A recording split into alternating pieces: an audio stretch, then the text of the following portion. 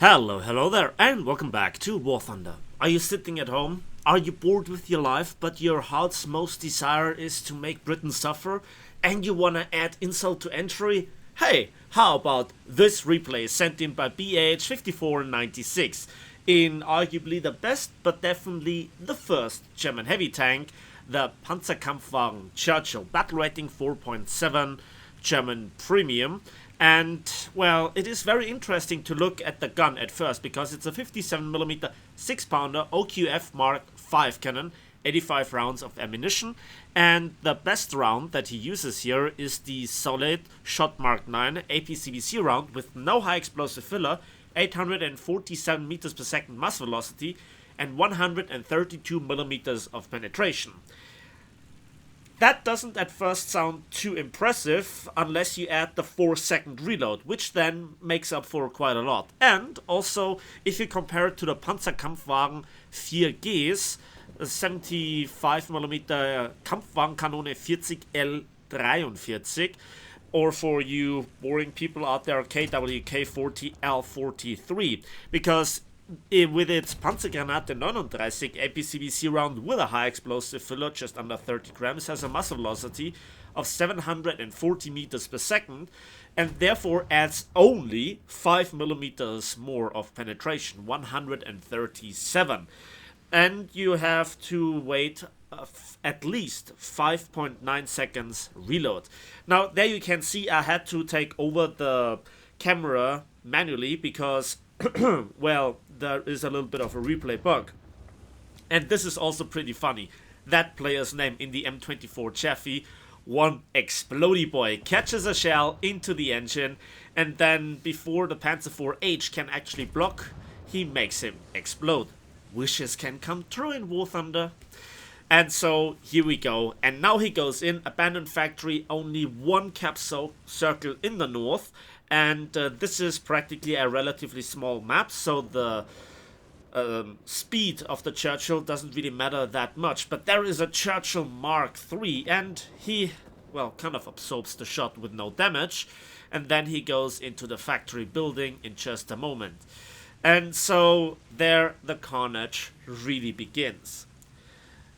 Abandoned Factory is one of those quote-unquote city maps that I actually don't mind because it's open enough to allow for some medium range shooting, but it's also offering enough possibilities for preparing ambushes.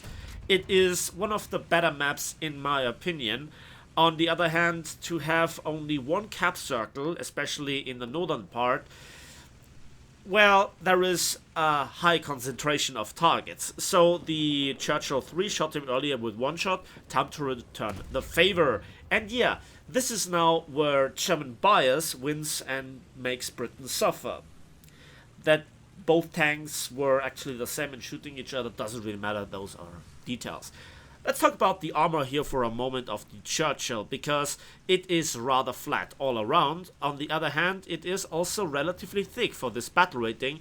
We're talking about the midplate and the turret all around of 89mm rolled homogeneous armor, lower glacis being 76.2mm, but a bit angled to also provide nearly 90mm of protection. Side is 63, and the turret ring is also 3 inches, aka 76.2mm.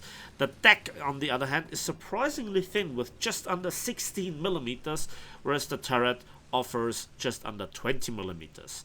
So, if you angle this tank, it can absorb quite a lot of shots, and this is now where it really starts.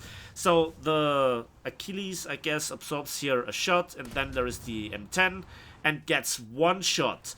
One shell straight through the entirety. The Archer also makes Britain suffer with his death, and then time to spread some freedom suffering around, and let's delete the Sherman again. One shell kills all the crew. And that's kill number 7, followed up by kill number 8 on a Soviet SPA. And then, oh god, this British suffering continues as he just hurls down shell at range into the enemy spawn, more or less from the objective. And that is already kill number 9. And this is then where kind of the duel of the armored titans at around this battle rating starts. KV-1 versus Churchill. Let's see how this goes. Obviously, here the KV-1 is in a massive disadvantage as his gun reloads significantly or takes significantly longer to reload. That's the occasional bounce on the driver's hatch. And it also doesn't have the penetration. But we have to interrupt here because we have to disable and then kill yet another British tank for the dull ace. That's just really quick, 6 minutes into the game. And then let's see what we can do versus this KV-1. And again, I cannot go into here the gunner's view because of a replay bug. First shell into the turret and the second one on the other side. That's kill number 11. He doesn't seem to see the BTR on the other side. But oh god, what is this? British suffering will continue, maybe, one way or the other. Valentine Mark 9 catches a shell to the gun barrel and to the breech. And the second shell straight through the hull. Kill number 12. And then, where are the other tanks? And there it continues. Hull breaking, a Soviet SPA. Soviet and British suffering in War Thunder. Who would have thought this? And British suffering again. With kill number 14 continues. And that is the triple ace by killing a Soviet suffering SPA. And then all the fun for the Germans end when America enters the war from behind in the form of an M24 Chaffee.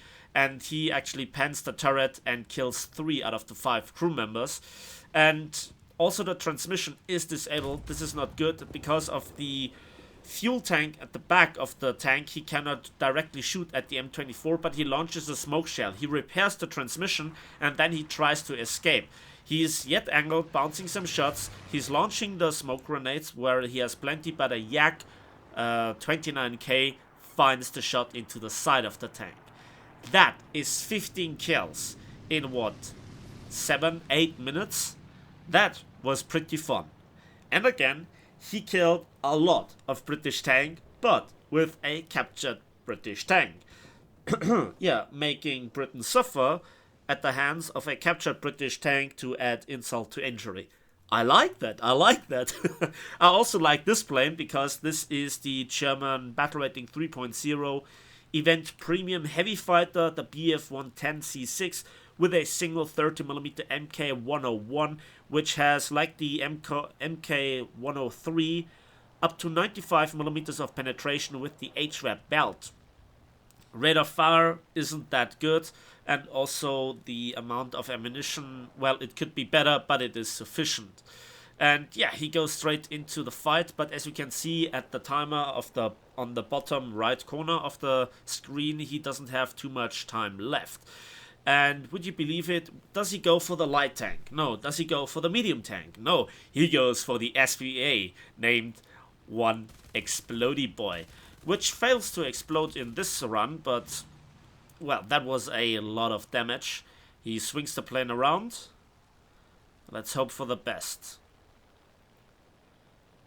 So, it looked so easy, it looked so straightforward. Everybody can do this, right? Yeah, well, whenever I try this, One Explodey Boy explodes, but then I get killed after 3 or 4 kills at best. So, happy circumstances, a lot of luck, and he tries to swing around the plane for one last attack run, and this time he goes for the T-34? No, for the for the light tank actually. And this is how America suffers some casualties as well. And that is 17 kills, of which 15 were done in the Churchill. And there we can see the result. Thanks to a 200% Civil Line booster, the premium status of both the plane and the tank, and also a premium account, he earns a whopping 331,000 Civil Lines and 11,700 modification research points. But I think researching the M48A2C, there is quite a hefty RP penalty involved, so he earns less than 5k. Heavy Metal Hero, well deserved, and that was just an absolute cracker of a gameplay. I thoroughly enjoyed it.